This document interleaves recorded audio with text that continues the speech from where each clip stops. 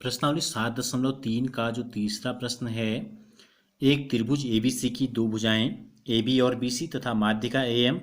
देखो ये दो त्रिभुज दिए गए हैं। इस त्रिभुज की भुजा कौन सी कह रहा है? AB, दूसरी BC और माध्यिका AM। माध्यिका AM, ये A से लेकर M।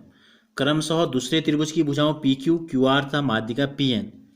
PQ, QR और माध्यिका PN के बराबर हैं। तो दर्शाना है ABM, त्रिभुज ABM सर्वांग सम है त्रिभुज PQN के सर्वांग सम है, ये हमें बताना है।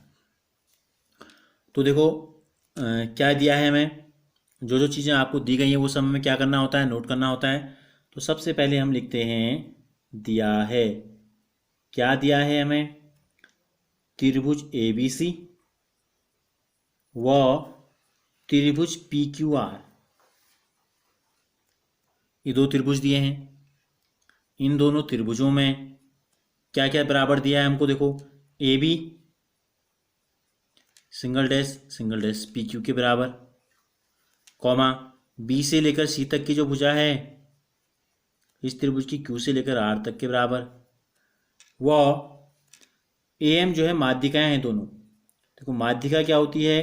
किसी त्रिभुज के किसी एक शीर्ष से उसके सामने वाली भुजा के मध्य बिंदु को मिलाने वाली जो रेखाखंड होता है वो कहलाता है माध्यिका। तो माध्यिका AM जो है बराबर है, ये भी माध्यिका, दूसरी भी माध्यिका है PN के बराबर। इतनी चीजें हमें दी गई हैं, ठीक है। सिद्ध करना है, क्या सिद्ध करना है हमको? नंबर 1 में हमें सिद्ध करना है, नंबर 1 में दिया है त्रिभुज ABM सर्वांग सम है त्रिभुज PQN की। तो नंबर 1 को हम लेते हैं पहले। तो इन दोनों त्रिभुजों को हमें क्या करना है? सर्वांग सम सिद्ध करना है। तो हम करते हैं, इसका प्रूफ लेते हैं। देखो प्रूफ में क्या लेंगे हम, शुरुआत जब करेंगे तो जिन दो त्रिभुजों को हमें सर्वांग सम सिद्ध करना है हम इन दोनों त्रिभुजों से शुरुआत करते हैं। इन दोनों को ले लेते हैं, या ये कहें कि हम इन दोनों की तुलना करते हैं, ठीक है। इन दोनों त्रिभुजों में देखो इस त्रिभुज की भुजा AM, इस त्रिभुज की भुजा PQ। AM बराबर किसके है? PQ के बराबर है। दूसरा क्या दिया है? माध्यिका PN के बराबर है। देखो ठीक है, ये माध्यिकाएं भी क्या है? बराबर हैं। AM जो है ये PN के बराबर ये दे रखा है। तो AM बराबर PQ, क्या लिया हमने? AB था, पहली भुजा थी AB, ठीक है। पहली भुजा क्या थी? AB थी। यहाँ से यहाँ तक देखो AB और ये PQ। ये लेते हैं AM बराबर PN, A के साथ M बराबर है P के साथ N। ये दोनों चीज़ें हमको दी गई हैं। ये माध्यिकाएं हैं, देखो ये माध्यिकाएं बराबर हैं और ये भुजाएं बराबर हैं AB बराबर PQ। समीकरण नंबर 1, 2 ले लें, या चाहे तो दोनों पूरे को 1 ले लेते हैं। कैसे पता चला हमें दो बराबर हैं?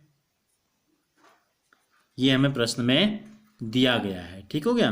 अब देखो क्या है, BC बराबर है, हमको ये पता है। देखो ये भी हमको दिया है कि BC और QR बराबर हैं। देखो BC और QR क्या है? बराबर हैं, ये हमको पता है। ये कैसे पता है? ये भी हमको दिया गया है।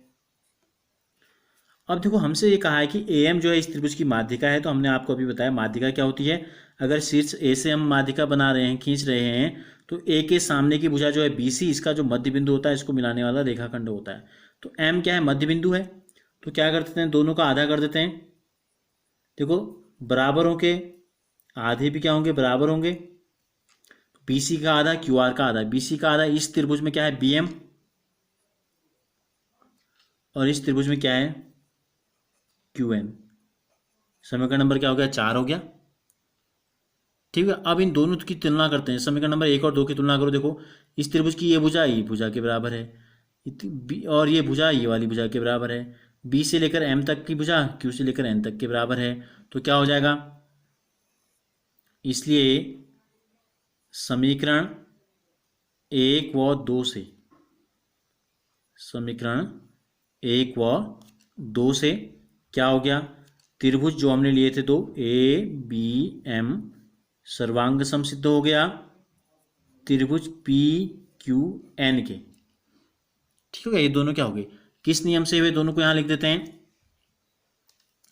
ये हो गए आपके भुजा भुजा भुजा, पहले त्रिभुज की तीनों भुजाएं और दूसरे त्रिभुज की तीनों भुजाएं क्या हैं, आपस में बराबर हो गए। तो ये हो गया सर्वांग समता कसौटी, कौन सी, एस एस एस, भुजा भुजा भुजा। अब इसके दूसरे में हमसे क्या पूछा है, त्रिभुज ए बी सी सर्वांग सम है त्रिभुज पी क्यू आर के, ए बी सी और त्रिभुज पी क्यू आर। अब देखो इन दोनों त्रिभुजों से क्या निष्कर्ष निकला, ये भुजा इस भुजा के बराबर है, बी सी हमको क्यू आर के बराबर दिया है। हम ये निकाल लेते हैं कि कोण बी और कोण क्यू बराबर हैं। देखो कोण बी बराबर कोण क्यू, समीकरण नंबर कुछ लिया था नहीं लिया था, इसको 4 यहाँ था 5 ले लो। सी पी सी टी सर्वांग सम त्रिभुजों के संगत भाग बराबर होते हैं, तो क्या होगी, ये बी भुजा किसके बराबर होगी, क्यू के कोण, बी कोण क्यू कोण के बराबर हो जाएगा। अब देखते हैं समीकरण नंबर 1 देखो, या इन दोनों त्रिभुजों में ले लेते हैं। अब त्रिभुज ए बी सी व त्रिभुज पी क्यू आर में जिन दो त्रिभुजों को हमें क्या करना है, सर्वांग सम सिद्ध करना है, हम उन दोनों त्रिभुजों को ले लेते हैं। ठीक हो क्या। अब इन दोनों में क्या समानताएं हैं, इन दोनों त्रिभुजों में क्या है, देखो ए बी पी क्यू के बराबर दिया है, ए बी पी क्यू के बराबर दिया है।